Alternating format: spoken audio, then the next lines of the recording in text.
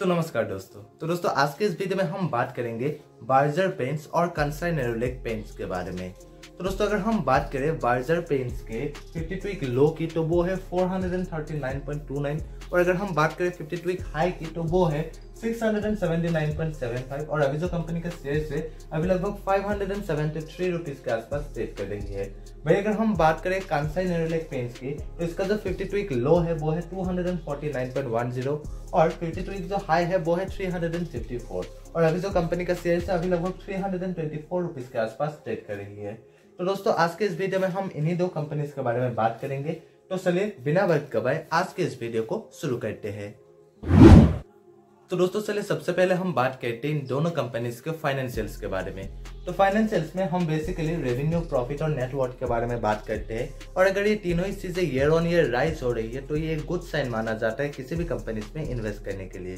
तो अगर हम सबसे पहले बात करें बार्जर पेंट्स के रेवेन्यू की तो इसका जो रेवेन्यू है वो 2019 से लगातार राइज हो रही है 2023 तक। अगर हम बात करें 2022 की तो वो है 8,826 करोड़ और अगर हम बात करें 2023 की तो वो है 10,619 करोड़।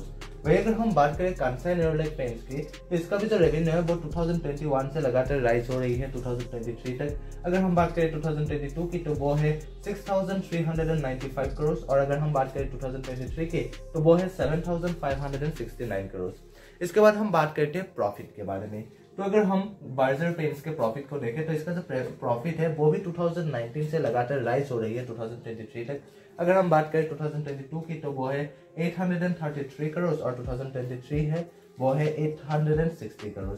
वही अगर हम बात करें कंसाई नेरोलैक पेंट्स के प्रॉफिट की तो 2022 में इसका जो प्रॉफिट था वो है 343 करोड़ और 2023 में जो है वो है 468 करोड़।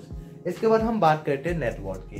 तो बार्जर पेंट्स का जो नेटवर्थ है वो भी 2019 से लगातार राइज हो रही है 2023 तक। अगर हम बात करें 2022 की तो वो है 3,934 करोड़ और 2023 में जो है वो है 4,502 करोड़। वही अगर हम बात करें कंसाई नेरोलैक पेंट्स की तो इसका भी जो नेटवर्थ है वो भी 2019 से लगातार राइज हो रही है 2023 तक। अगर हम बात करें 2022 की तो वो है 4,152 करोड़ और अगर हम बात करें 23 की तो वो है 4,560 करोड़। तो दोस्तों चलिए इसके बाद हम बात करते हैं इन दोनों कंपनीज के फंडामेंटल्स के बारे में। तो फंडामेंटल्स में सबसे पहले अगर हम बात करें मार्केट कैपिटलाइजेशन की तो बार्जर पेंट्स का जो मार्केट कैपिटलाइजेशन है वो है 66,859 करोड़। वही अगर हम बात करें कंसाई नेरोलैक पेंट्स की तो वो है 26,272 करोड़। यानी कि ये दोनों जो कंपनी है ये दोनों ही कंपनी जो है वो एक लार्ज कैप कंपनी है। इसके बाद हम बात करते हैं पी रेशियो की। तो बार्जर पेंट्स का जो पी रेशियो वो है 64.8। वही कंसाई नेरोलैक पेंट्स की बात करें तो वो है 43.5। यानी कि कंसाई नेरोलैक पेंट्स का जो पी रेशियो वो थोड़ा सा कम है as compare to Berger paints, जो कि अच्छी बात मानी जाती है। वही अगर हम इसके इंडस्ट्री पी को भी देखें तो इंडस्ट्री का जो पी है वो है 51.1 और बार्जर पेंट्स का जो पी रेशियो है वो उसके इंडस्ट्री पी से ज्यादा है, जो बिल्कुल भी अच्छी बात नहीं मानी जाती है। वही कंसाई नेरोलैक पेंट्स का जो पी रेशियो है वो उसके इंडस्ट्री पी से कम है, जो कि अच्छी बात मानी जाती है। पर पी रेशियो के साथ साथ हमें हमेशा उस कंपनी के जो है ईपीएस ग्रोथ को भी देखना चाहिए। तो अगर हम ईपीएस ग्रोथ को देखें तो बार्जर पेंट्स का जो लास्ट 5 इयर्स का ईपीएस ग्रोथ है वो है 13.9%। वही कंसाई नेरोलैक पेंट्स का जो है वो है -1.30%। यानी कि लास्ट 5 इयर्स के ईपीएस ग्रोथ के मामले में जो है बार्जर पेंट्स जो है वो बेहतर है as compare to Kansai Nerolac paints. ये बात सही है कि कंसाई नेरोलैक पेंट्स का जो पी रेशियो है वो बार्जर पेंट्स से कम है, पर साथ ही साथ इसका जो ईपीएस ग्रोथ है वो माइनस में है, जो कि बिल्कुल भी अच्छी बात नहीं होती है।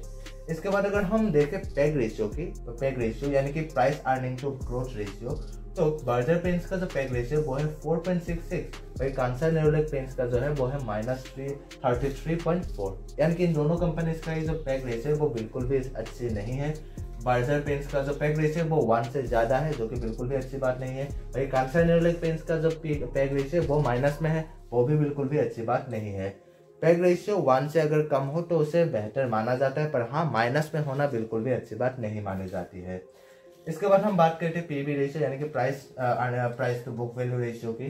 तो बार्जर पेंट्स का जो पीबी रेशियो वो है 13.8। वही कंसाई नेरोलैक पेंट्स का जो है वो है 4.99। यानी कि इन दोनों कंपनीज का जो पीबी रेशियो वो 2 से ज्यादा है, जिसे बिल्कुल भी अच्छी बात नहीं मानी जाती है। पीबी रेशियो 2 से कम होना ज्यादा बेहतर मानी जाती है। इसके बाद हम बात करते हैं आरओई यानी कि रिटर्न ऑन इक्विटी के बारे में। तो बर्जर पेंट्स का जो आरओई है वो है 20.4%, वही कांसा नेरोलेक पेंट्स का जो है वो है 10.7%। यानी कि आरओई के मामले में जो है बर्जर पेंट्स वो बेहतर है as compare to Kansai Nerolac. वही अगर हम बात करें आरओसीए की, तो बर्जर पेंट्स का जो आरओसीए है वो है 23.8%, वही कांसा नेरोलेक पेंट्स का जो है वो है 14.5%। यानी कि आरओसीए के मामले में भी जो है बर्जर पेंट्स वो बेहतर है as compare to Kansai Nerolac paints. और आरओई और आरओसीए अगर 20% से ज़्यादा हो तो उससे ज़्यादा बेहतर मानी जाती है। इसके बाद हम बात करते हैं डिविडेंड यील्ड की। तो अगर हम बर्जर पेंट्स के डिविडेंड यील्ड की बात करें तो वो है 0.46% और कांसा नेरोलेक पेंट्स का जो है वो है 0.5%। यानी कि इन दोनों कंपनीज के जो डिविडेंड यील्ड है वो लगभग सेम ही है।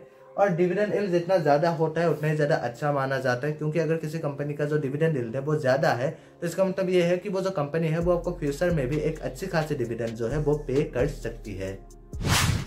दोस्तों चलिए इसके बाद हम बात करते हैं इन दोनों कंपनीज के डी रेशियो यानी कि डेट टू इक्विटी रेशियो के बारे में। अगर हम बात करें बर्जर पेंट्स के डी रेशियो की तो वो है 0.24, वही अगर हम बात करें कांसा नेरोलेक पेंट्स की तो वो है 0.06। यानी कि इन दोनों कंपनीज का जो डी रेशियो है वो 1 से कम है, जो कि अच्छी बात मानी जाती है। डी रेशियो के साथ साथ हमें हमेशा उस कंपनी के जो है करंट रेशियो को भी देखना चाहिए। अगर हम बात करें बर्जर पेंट्स की करंट रेशियो की तो वो है 1.53 और कांसा नेरोलेक पेंट्स का जो है वो है 2.97। यानी कि इन दोनों कंपनीज का जो करंट रेशियो है वो 1 से ज्यादा है। यानी कि इन दोनों कंपनीज के पास जो है करंट एसेट्स ज्यादा है as compare to current liabilities, जो कि बहुत ही अच्छी बात है।